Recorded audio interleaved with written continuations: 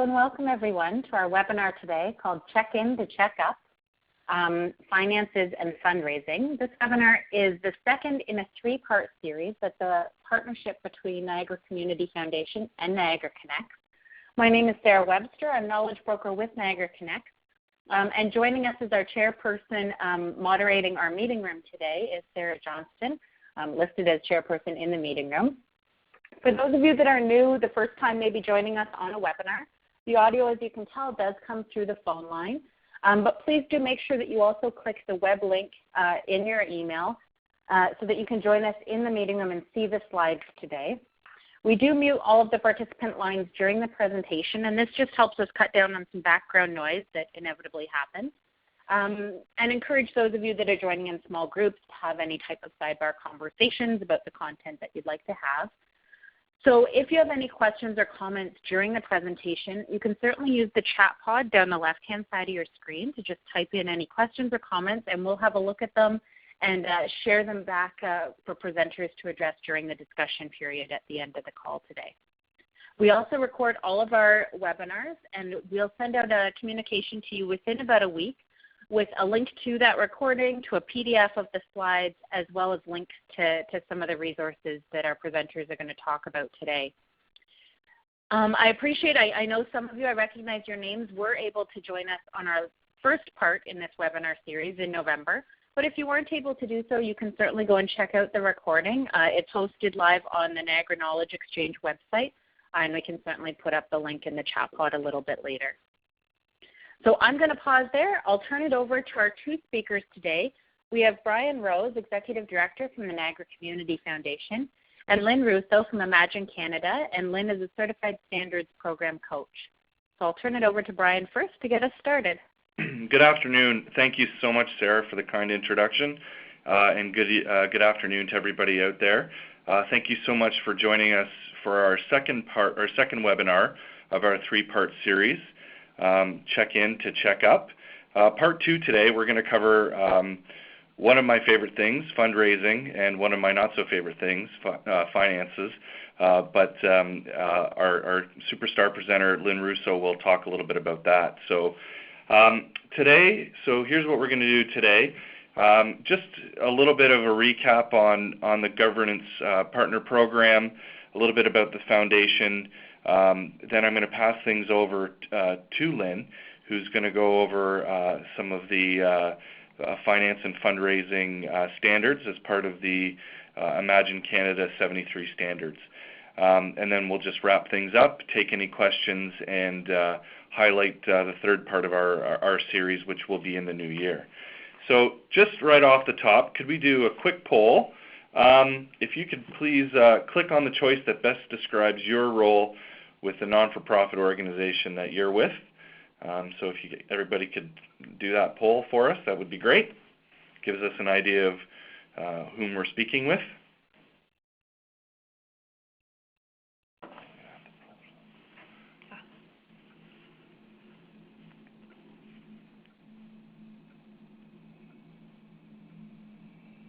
Okay, and the results are in. So quite a few board members, as was the case the last time. Pretty equal split between board members, EDs and CEOs, and staff, so that's wonderful. And then a couple groups of staff and others, so that's great. Well, welcome everybody, thank you very much. And another little audience participation point, could you let us know if you were able to attend our November 23rd webinar about board governance with GAY? And just let us know so we have a better idea of who we're talking to today and who's new. And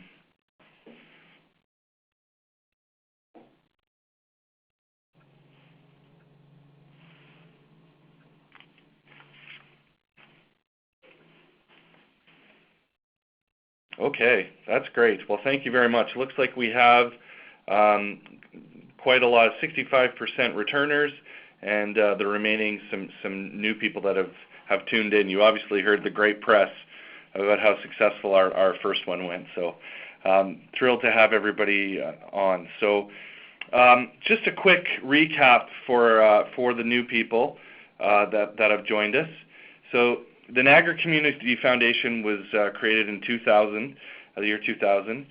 We pool charitable gifts from donors and then grant that money on an annual basis to charities within Niagara, throughout the Niagara region.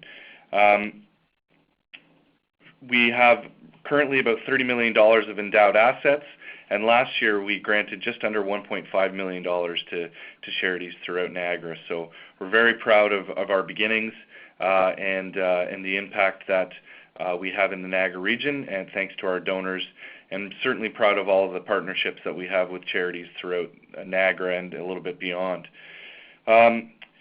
So it's really points 3 and 4 here, so offering advice and support to those making philanthropic decisions and bringing people together from all sectors to identify and address issues of leveraging opportunities. It's these 2 bullets that really led us to creating what we now have in the Center of Excellence in Non-for-Profit Governance. So this was launched in January of 2016. We realized that there's so much expertise out there and such a plethora of information for charities. But when you're in the weeds and you're working day to day trying to survive, it's hard to see, as I think many of you would agree, what's beyond what you're dealing with right in front of you. So the foundation wanted to be able to help charities and non-for-profit organizations really help themselves. So the foundation is hoping that we can help you help yourselves by bringing people and groups together for the benefit of all local charities here in Niagara. So we realize also that budgets are very small and non-existing for professional development, and not everybody is an expert at everything. So by creating the Center of Excellence in Non-for-Profit Governance, we really felt that this was a good way forward. So like any good any good organization, we've got a vision and mission for the Center of Excellence in Non-for-Profit Governance. So our vision, a stronger non-for-profit sector in Niagara, pretty straightforward. And the mission, to increase the efficiency and effectiveness of Niagara-based charities by providing financial support, advice, and capacity building to foster the environmental, social, cultural, and economic sustainability of the community. We have a number of resources, and here are some links. Sarah J is going to put some links up in the chat section for you. But here are just a number of the things that are available to you in regards to governance. Obviously, the Niagara Knowledge Exchange and Niagara Connects. But the final thing here is that we have is the Governance Partners Program, which I'm going to talk a little bit about before I pass things on to Lynn. So our last initiative, our newest initiative, is the Governance Partners Program. It's a new program where we work with consultants here in Niagara to work with charities to improve governance practices to align with the Imagine Canada standards. We spent quite a bit of time, Gay did on the last webinar, teeing up the information on Imagine Canada and the 73 standards. So that's what the Governance Partner Program is. So we are very fortunate to have 3 consultants accredited through the Imagine Canada process. We've developed a governance gap analysis tool that is on the Niagara Community Foundation's website, and again, Sarah J will be providing that for you to take a look at. So from there, if you are interested in participating with the Governance Partners Program, we recommend that you, as an ED or a board member, you do that together or with the entire board. You find out the areas where your organization could use some support, and then what we are able to do is then turn you over to the Governance Partners Program coordinator, who is Gay, and then you can choose your consultant and work on helping your own organization. The best part is the Niagara Community Foundation will support you and provide 50% of the consultant costs. So that's the Governance Partners Program, and we're quite proud of what we've developed. We have 3 wonderful consultants working with us currently, and here they are, Rosanna Toms, Lynn Russo, who you're going to hear from today, and Gay Douglas, who kicked off the webinar series a couple of weeks ago. So it's now my pleasure to introduce to you one of our superstar GPP consultants, Lynn Russo. Lynn has been a leader in the philanthropic industry in Niagara for several decades. She's held numerous senior leadership positions with Niagara College, the Niagara College Foundation, the Welland Hospital, the Welland Hospital Foundation, and the Niagara Health System Foundation. I can tell you from personal experience, she's extremely well respected in the fundraising world and brings a tremendous depth and breadth of experience to the table as one of our governance partner program consultants. So without further ado, I pass the mic off to Lynn. Lynn, welcome. Thank you. Thanks very much, Brian. Okay, so we've got another quick poll, and I think I'm going to guess on how this turns out since we have about 65% of people returning. But just tell us how familiar you are with the Imagine Canada Standards program. And there is a poll on screen, so we'll just watch for the results there.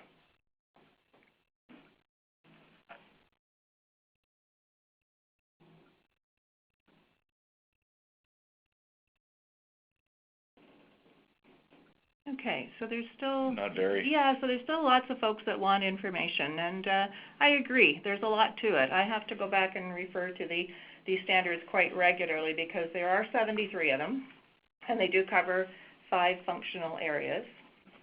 And we'll just get to the next slide here. So the board governance, which Gay covered under the last webinar. I'm going to do the financial accountability, transparency, and fundraising today, some highlights. And then Rosanna Toms will do staff management and volunteer involvement when she does her webinar in January. And so all 73 standards have to be met and evidence shown if you are pursuing accreditation through Imagine Canada.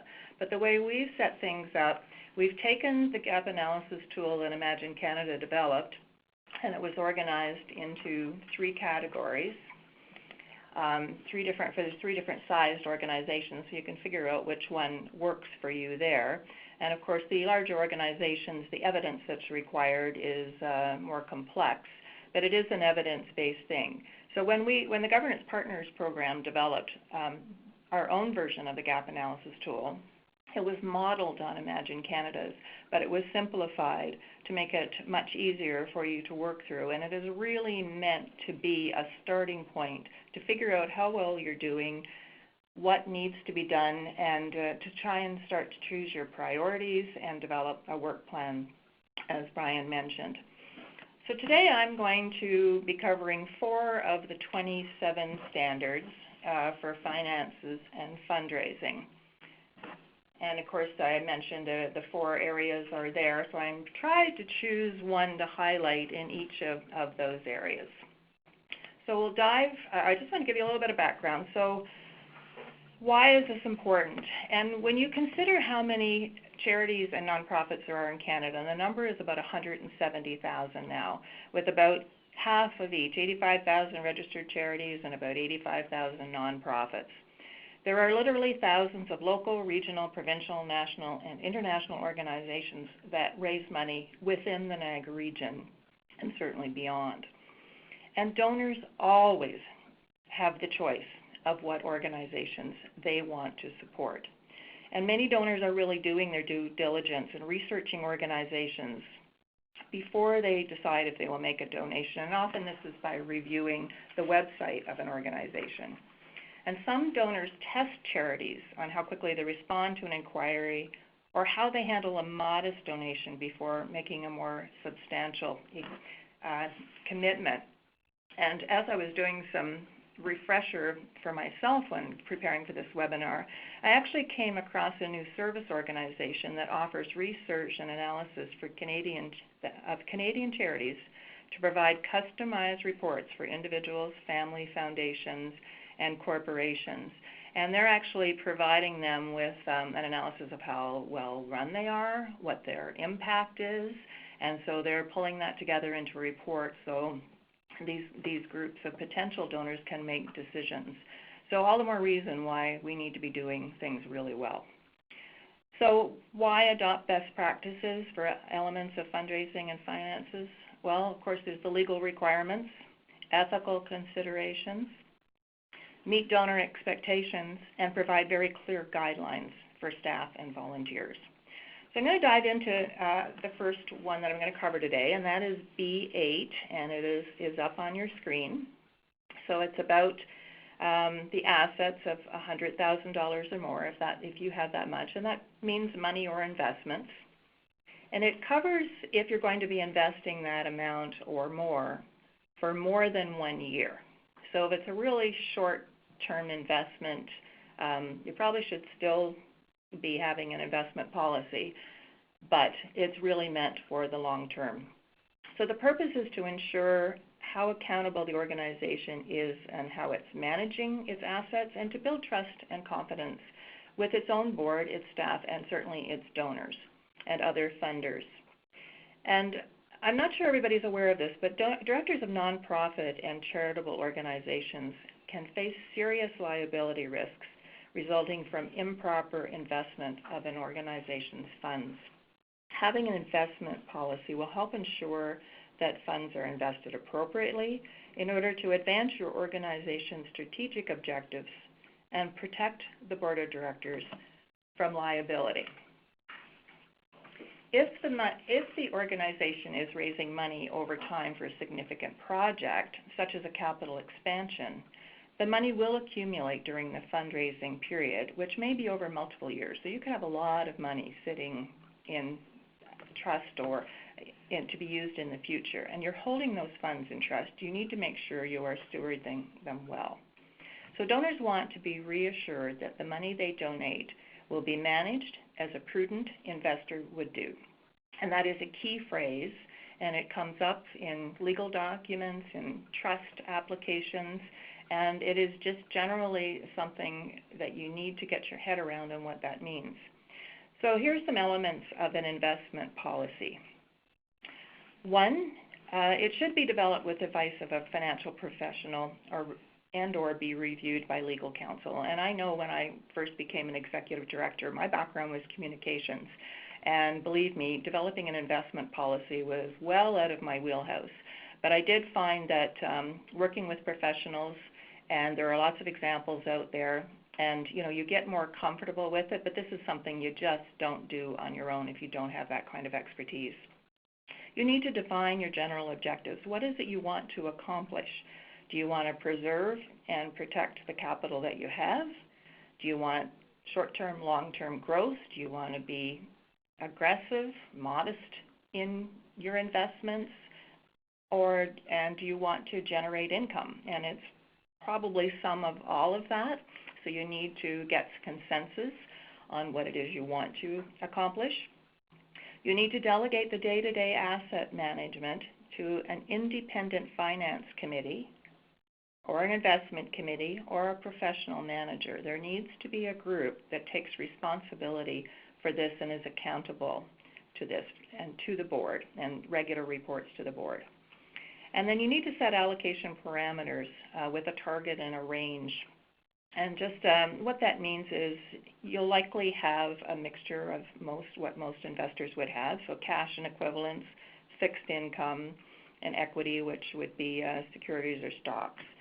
So your target is going to be, okay, you got 100% of the money, so maybe 5% in cash, 30% in fixed income, and 65% in equities.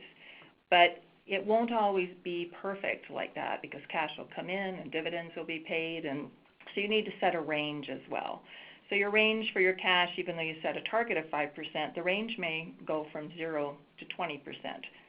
The range for fixed income, you set the target of 30%, but that may range from 30 to 70. And the same with equities. You've set a target of 65, but it may range from 30 to 70. And this is where you need professional assistance and guidance on what is an acceptable target and range. And then there will probably be lots of debate around the table, because it's something that a lot of people have an opinion about, but come to a consensus, and that is what will guide you as you with the people who are making the decisions now as well as in the future. Then you need to choose how you're going to rate different stocks, bonds, or whatever, which means choosing something such as for Canadian equities, the Standard & Poor Composite Index, that type of thing. And define the investment manager's accountability. how much risk will be allowed in transactions? Do you want to make a statement about social responsibility? Reporting requirements, how often does the manager report back? And what sort of cash flow needs do you need to have? And you may set some parameters such as 65% of Canadian bonds must be invested in holdings rated A or better. And you also need to outline a process to hire or replace your manager if you want to make a change. And then the same thing I'm going to say for all policies, you need to define how often the policy will be reviewed and who is responsible to make sure that that happens. Okay, so I know it's not very exciting stuff, but when you think of the amount of money that you could be holding in trust, and we regularly have capital campaigns in the Niagara region ranging from $1 million up to, well, 40 million or more. And that money doesn't get spent the instant it comes in. It is held in trust. And so there is a lot of responsibility to make sure that you're doing these investments correctly. Okay. So we'll move on to the second one, which would be the next slide, I think. B10. B10? Oh, it's on there. Okay, B10. So the organization's financial statements are publicly available. Well, this is obviously all about transparency. So potential donors, sponsors, or volunteers, try to assess their fit with your cause and the impact of your work to see if it is the right organization for them to become involved with or to make a donation to. But they also want to be reassured that your organization is financially responsible and well managed. And they often want to review the financial statements before they make the decision to get involved or make a financial commitment. So the standards recommend the following: that on your website, and of course that's taking for granted that you have a website, is put these things up there. The most recent 3 years of annual reports, and of course those can be very much tell the story of the impact of what you're doing, but they can also have financial information there. Then the most recent 3 years of financial statements, and that means the full package. So that means the notes approved by the board, the opinion of the independent public accountant who conducted the audit or the review, and the names of all the board members. So that whole package should be up there. And then you also should put up your charitable registration number, your business number that was assigned by the Canada Revenue Agency. And then you should also have the public portion of your most recent registered charity information return, better known as Form T3010, or a direct link to that on the Canada Revenue website. Now, donors can easily go in and check that form for any registered charity in Canada, but having the link on the site makes it much easier for them and keeps them on your own website too, because there may be other information that you would really like them to read. Now, keep in mind that everyone who may be answering any inquiries should be really familiar with these documents and understand what they're all about. Quite often, people are going to go on that website and you're not going to be aware of how many people are reviewing it or what they think about it or what their response is or anything. But sometimes you will receive an inquiry about a piece of information that's up there. So you need to be aware of that. And quite honestly, this is pretty easy and straightforward if you're doing really well financially or you're in healthy shape. But if you do have some financial struggles, and people will pick up on that as they read some of this material, then you may also want to have some kind of response to that if there are questions. And it's probably something simply that, here's your plan for improving in the future. Okay, so then the next one, and this is always a favorite, and everybody's pretty much an expert on this, I think, because I think just about everybody on the line today is probably a donor. But it's all about official income tax receipts. So there is a link there that is very helpful because Canada Revenue Agency has a great section on its website that includes links for information for 16 topics that come under official tax receipts. So they cover everything really well, and they have good examples, and they have templates and calculators and all kinds of things. So there's absolutely no excuse for not doing things correctly with all of that information available. But I think there's a key piece that surprised me when I read it.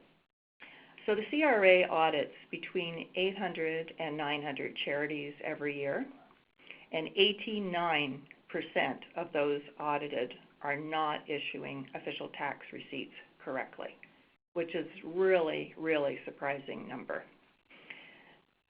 So CRA lists 11 items that need to be included on an official donation receipt, and 2 more pieces of information if the receipt is for a gift in kind.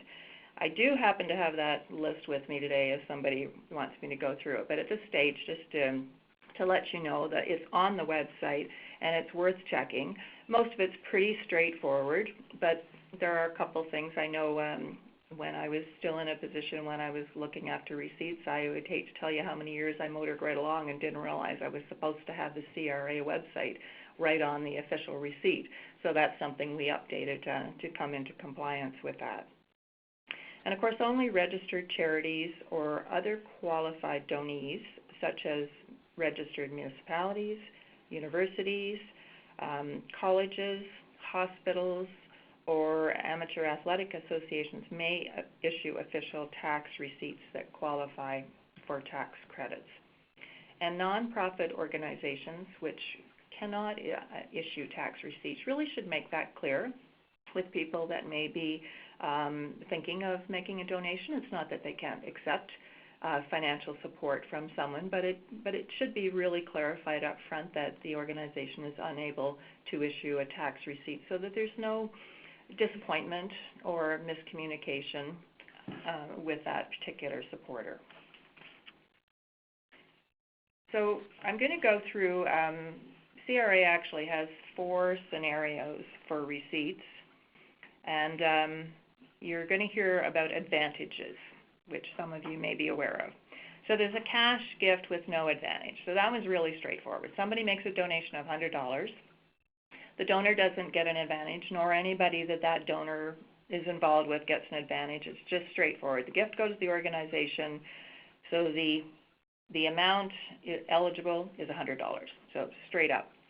Then there's a cash gift with an advantage, and that means a donor may pay $100 for a fundraising dinner, but the dinner costs $30.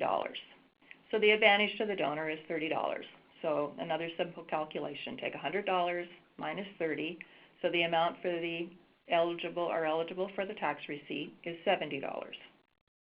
Then there's a non-cash or gift in kind with no advantage, without an advantage. So the donor makes a gift of a piece of artwork that has been appraised through the proper procedure for $1,500. And again, that person or anybody close to them doesn't receive any kind of advantage for that, other than feeling good about donating and helping an organization. So the amount of the gift and the eligible amount, very straightforward, is $1,500. And then there's a non-cash or a gift in kind that has an advantage. So here again, the donor gives a charity a house valued at $100,000, which sounds like quite the deal. But so the charity gives the donor $20,000 in return to help offset some expenses or whatever. So obviously the donor has an advantage of $20,000. So therefore the tax receipt would be the $100,000 minus $20,000. So the tax receipt could only be for $80,000. And this all needs to be clearly documented, and you would need to put that kind of information on your tax receipt as well. So a simple rule of thumb is if the amount of the advantage or the outright benefit to the donor is more than 80% of the fair market value of the gift, then there is no receipt possible. Okay?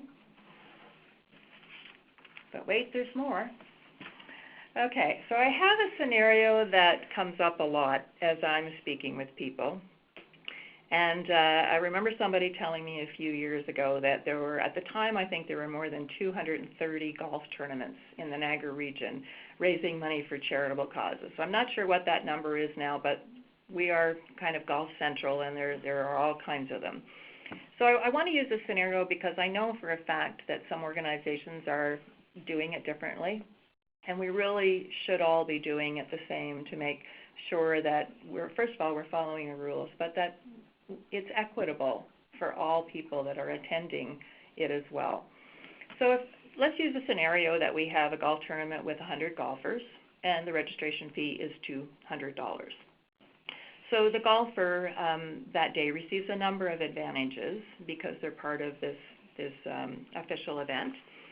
So the green fees are covered, and they're $50. The cart rental is $20. There's food and beverages, so they may have lunch, dinner, a drink ticket, and you don't include any taxes or gratuities for that, but that comes up to $40. Then sponsors have been generous and given a golfer package that maybe is a sleeve of golf balls worth about $15 and a golf shirt for $25, so that is up to $40. And then there's door prizes and awards for the winners. So this one is an easy calculation. You take the total cost or value of all of those door prizes and the awards for the winners, and so we're just going to use a nice round number of $2,000. We're going to divide that by the number of golfers, which was 100, and so that is an advantage of $20. So when we add all of that up, we started out with a $200 registration. The golfer has advantages that add up to $170. So 80% of that would be $160. So because it's more than 80%, it's actually 85%, then it cannot be eligible for tax receipt at all. So you have to take a really close look at your expenses with golf tournaments. And sometimes we don't think of the things that are donated as well. Like we're just thinking, okay, the food costs a certain amount, and we may catch the green fees and the cart rental, that type of thing. But sometimes the sponsor pieces really get missed, and we need to put a value on them. There's one caveat with that. If there is a club member that normally wouldn't pay green fees, then that person, those people could have a tax receipt because the $50 could be put it into the threshold where it would be eligible. And just to mention, raffle tickets sold separately. Canada Revenue Agency does not consider the purchase of a raffle ticket a gift, so it's not eligible for a tax receipt. And the hole-in-one prize that is quite often comes up in golf tournaments, maybe or use of an automobile for 1 year, that sort of thing. And Canada Revenue Agency accepts that the chance of winning a hole-in-one is nominal, so therefore no tax receipt for that either. So that's a biggie that comes up quite regularly, and it's there's a lot of good information on the CRA website, so it's certainly worth checking out and making sure you're doing everything right. Okay, so now we're going to get into everybody's favorite topic, and we're going to talk about policies. And, you know, policies are not fun to develop, and they can be, I don't know, sometimes it's just, really, do we have to do this? But I have been in situations occasionally, not very often, thank goodness, where there was not a policy in place to cover some kind of eventuality, and sometimes that can be very uncomfortable. It is extremely helpful to have a policy to fall back on, and so everybody totally understands.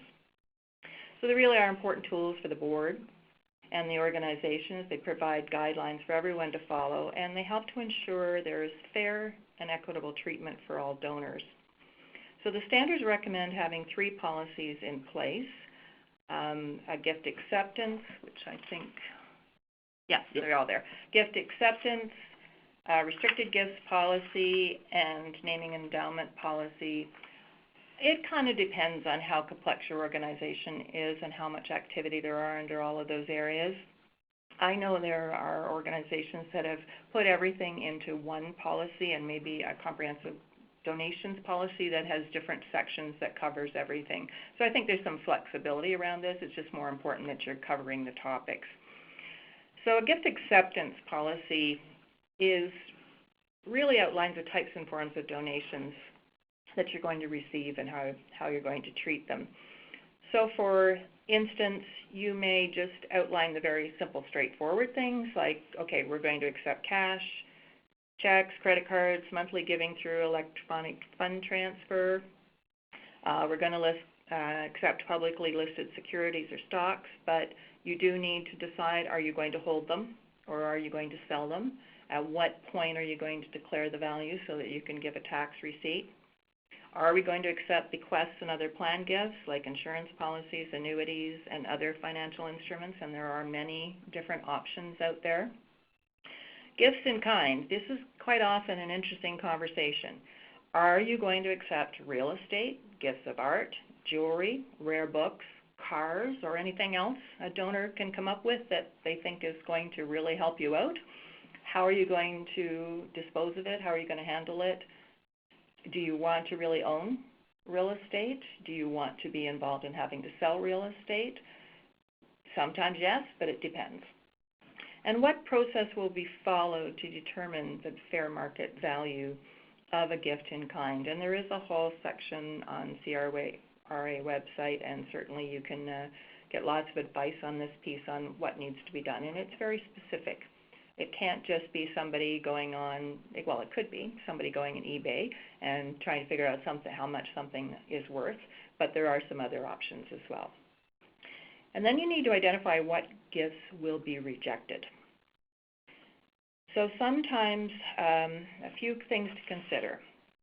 So rejected if fulfilling the donor's expectations would require other resources that are unavailable or inadequate.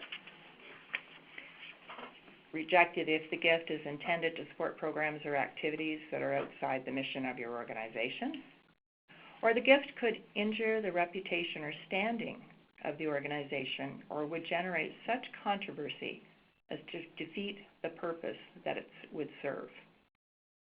And standard statements should include things, gifts will not be accepted that violate federal, provincial, or municipal laws, would require the organization to deviate from its normal hiring, promotion, and contracting procedures, or violate the Ontario Human Rights Code or the organization's own policies. And then how often will the policy be reviewed and who's responsible for that? Okay, so restricted gift policy, it's really about, maybe some people are more familiar with the term of designated gifts. So quite often, there will be donors who want to give a designated gift for a specific project, and if the charity accepts that gift, subject to such restrictions, it is legally bound by those restrictions. The restricted gift actually creates a charitable purpose trust, and the charity, as a trustee, is the subject to the legislation governing such trust. So then it becomes legal territory, and it's not easy to make a change. So you really need to understand the implications of the restrictions before the gift is accepted. So make sure that the restrictions are compatible with the organization's mission, that the organization has the capacity to use the gift as outlined in the restrictions, and that the administrative requirements will not take up too much time or energy on someone's part. So we've got a straightforward example. If an organization is raising money to fund a new building, and of course there's a lot of planning that goes into that to make sure it's okay for future needs. There's a budget set, and half the time you've got to kind of roll back on what you had in mind because the money isn't there. But you're in a capital fundraising campaign, and you're quite gladly accepting restricted gifts for that project because it's clearly outlined, the board has signed off on the priorities, and you have a stated fundraising goal. However, a potential donor offers a significant donation that requires more square footage to be added to the building to house a service or program that is not in the original plans. So what do you do? And this is where you have to be really prepared for these types of things. So if you have a good policy on this, there should be a stipulation that acceptance of any restricted gift needs to be approved by senior management or the board of directors. And this gives you some time and some breathing space to fully consider a potential gift that may be outside the area that you had even considered. Now, you wouldn't have to do this all the time for all the regular gifts that are going to come in for the capital campaign that are already pre-approved, because that work was already done ahead. These are really just the unusual exceptions. And then in the policy, put on how the terms of the gift will be documented. There should be a signed gift agreement so everybody is very clear on what's to be done. And it would also be helpful to have a stipulation that all agreements will be reviewed by a legal professional prior to acceptance of the gift. And again, if this is, you know, the 100th gift that's exactly the same as the 99 that came in before it, then you already get one legal opinion and you're good to go. But if there's one outside those parameters, then it is worth taking the time for the legal opinion. It can save you a lot of grief. And then how often will the policy be reviewed? And then the last one is naming and endowment policy. And these are very important, and especially if you're building that building and all of a sudden you've got some rooms and wings and even the building itself that you want to name, is then you need to figure out what's the minimum donation that you would accept, or what's the minimum donation you would accept to establish an endowed fund. You could develop a list of naming opportunities and how much is required for each one. What level can staff approve and what decisions need to be made by the board? And it's probably a good rule of thumb to put in any gift over whatever the number is, $100,000, that the naming has to be approved by the board. Or just sometimes the naming, like, because sometimes an organization may not want a company name on there, but may want an individual name, and there may be some different options, so it's worth checking that out. How long will the naming be honored? Will it be for a specific time period or the lifetime of the area? And with sponsorships, we quite often see, which is a little different, but we quite often see like a 10-year commitment for a sponsorship, and then it comes up because it's really a marketing opportunity. But when you're talking a philanthropic donation, a naming opportunity, it is more common for it to be maybe 25 years or the lifetime. But the point is to be really clear that all donors are treated the same and that donors really understand what's happening. And then what happens if the area is no longer used for that purpose? Make sure there's a clause in there that there is that discussion with the donor and with your own board and leadership on what are those choices. Because it can happen. It can mean that the building is not used for something.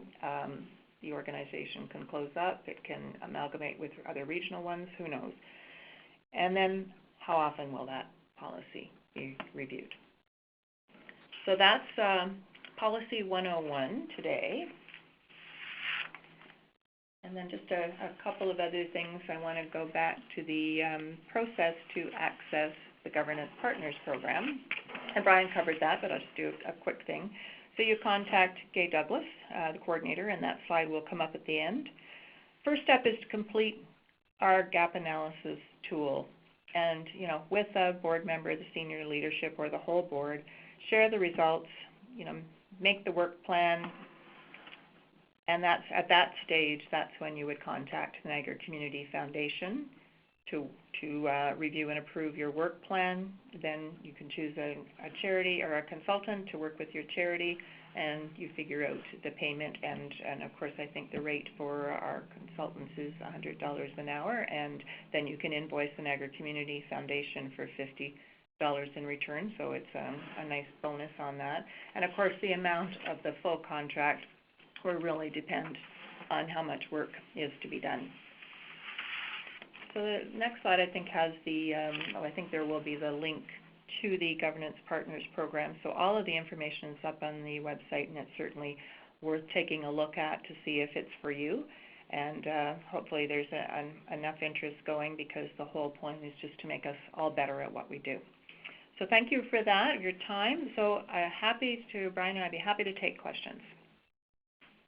Great. Thanks so much, Lynn. We had a question earlier on. You were talking about the example with golf tournaments. Yes. And there was a question from Carla. For each golf tournament fundraising, do you need a license from the City of St. Catharines? For the golf tournament itself, I think it's just for raffles. That's my understanding. Yeah, if you're doing a raffle at the golf tournament, then you definitely have to have a raffle license, but a golf tournament, no. Okay. Thank you. And while I'm asking these questions for those for our participants today, you can, if you have any questions for Lynn or for Brian, you can use the chat pod on the left-hand side of your screen, or you can unmute your individual line by pressing *7. So I do have a question from Renee. Is it possible to give a free gift to a donor giving a cash donation? And can you give that donor a tax receipt? I've seen this on the Ducks Unlimited website. Okay, I think it depends on the value of the gift, and I think if you're talking about a recognition piece or something like that, you know, there's a whole list of donors that you've invited to an event, and you're recognizing them for the amount of money they've donated, and that's just part of your donor recognition program. I think that is fine. I don't think that's considered an advantage at all. It would depend on the gift. I mean, if it's not something that is normal practice that you would give to all donors at that level, then I think you better be giving it some sober second thought. Yeah, that's more of a stewardship piece. Yeah. You know, saying thank you to donors, and you know, there's a lot of, you know, there are differing views on spending an organization's money to thank donors. Some donors don't like it, other donors appreciate it. So that's a different situation, but that's more of a stewardship piece. Thank you. Serena has asked, can a tax receipt be issued if a raffle winner donates the winnings back to the organization? Yes. Yes, because at that stage, the person's won the money. It's cash. It's theirs. Yeah, and it's theirs to donate back. Yes, if they choose to donate it back, absolutely, they could get a receipt. Thank you. And Pat says, when your capital campaign trust fund is held by the municipality to repair a heritage building, does this negate the liability issues for nonprofit board directors that have raised the funds as to how the funds are used? I think you'd get some legal advice on that. I'm just not sure. I mean, I think I guess it depends. To me, if the organization has raised the money and then you have handed it over, like basically, I guess another example would be you have a hospital foundation that raises money for equipment, and then each year likely they give one check over to the hospital, and the hospital's responsibility then is to purchase the equipment that the donors expected to be purchased. So the foundation hands the money over, so I think their obligation is fulfilled at that stage. Right. If it's that type of scenario where the organization has raised the money and then handed it over because then the project is going to go forward, I think that to me is the organization has likely fulfilled its requirements, but it wouldn't hurt to get a legal opinion on it and to make sure where that responsibility and liability ends. Certainly, I've heard your messaging a few times now during your presentation, Lynn, that if in doubt, a legal opinion is always your best bet.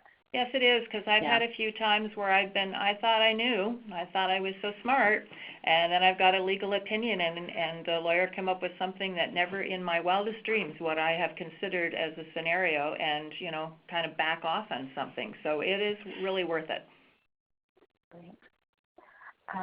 Carla says, if you receive donations from individuals and their name shows in the annual report, is that recognition, and does going to reduce the charitable receipt? No, it doesn't at all. And in fact, it even doesn't for sponsors. Well, I'll finish the donation, the individual one first. No, that's a standard way of thanking people. It's a stewardship piece. And certainly if it's just a listing of names, that type of thing, then that's perfectly acceptable, and that's not considered an advantage. It could be considered an advantage if you give that organization a half-page ad in your annual report, and there's a value on that. That could be considered an advantage. And it's the same kind of, same kind of thing with sponsors. I just was reminded of this the other day, that sponsorships don't generally get a tax receipt because they get an advantage. But for instance, if they're a sponsor of an event, and it's the type of event that they didn't get any signage, and there's no banner, and there's no table topper with their name on it, and their logo doesn't show up anywhere, the only thing they get is a listing to say that they support it, they can actually get a tax receipt. Which was new to me. We're always learning. We That's always right. are. It's very complex, so it's worth keeping up with. Absolutely. So as we wait to see if anyone else has any other questions, perhaps I'll advance the slide. And Lynn, can you just talk to us a little bit about our next webinar that's coming up in January? Absolutely, yeah. So thank you very much for joining us today, and we hope that you join us for our third webinar hosted by Rosanna Toms. And this webinar will be working with staff and volunteers. And then, so as Gay, Douglas, and Lynn Russo have done the past two sessions, Rosanna will be selecting a few of the standards of Imagine Canada standards and going through as it relates to staff and volunteers in your organization. So it's another important pillar of the Imagine Canada standards that Rosanna will be going through. So that's Wednesday, January 25th, 1 p.m. And we'll have a link for people to register for that. And we'll send some reminders in the new year as well, because it's a busy time between now with the holidays. Absolutely. Thank you very much, Brian. And I do see that Sarah J put up a link in the chat pod there as well. And thank you to Sarah J for the links throughout the presentation. And I did see a couple questions come through from people in terms of would those be available after. So our resource package that we put together within about the next week will include a link to the recording, to a PDF of the slide presentation, as well as all of the links and resources that were talked about today. So we'll make sure that you get those all together in a package, and I encourage you also to forward that on to any other colleagues, board members, your ED, other staff at your organization that might be interested and maybe just couldn't join us today. So while I wait, if anyone has any final questions, I'm going to put up the thank you slide. I did see, just for our speakers, I did see one participant has asked if someone could call her after the presentation, so I'll pass on that contact information to you afterwards. And certainly, I said this on the last webinar, but just from my own interactions with Brian and Lynn and Gay and Rosanna, that the team is very receptive to talking further about any of these topics. So if you have any questions, you get off the webinar today and you think, oh, I should have asked something, I encourage you to reach out to any of our presenters from this webinar series, and they'd be more than happy to talk further and get you the answers that you're looking for.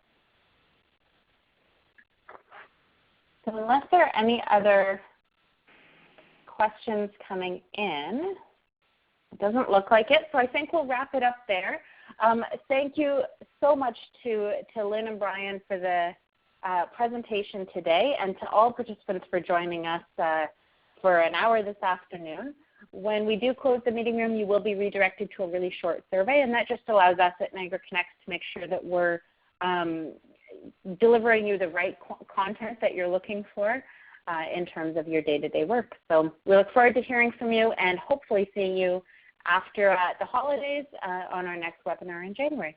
So thank you, everyone, and have a great day. Thanks, everyone. Bye. Bye now.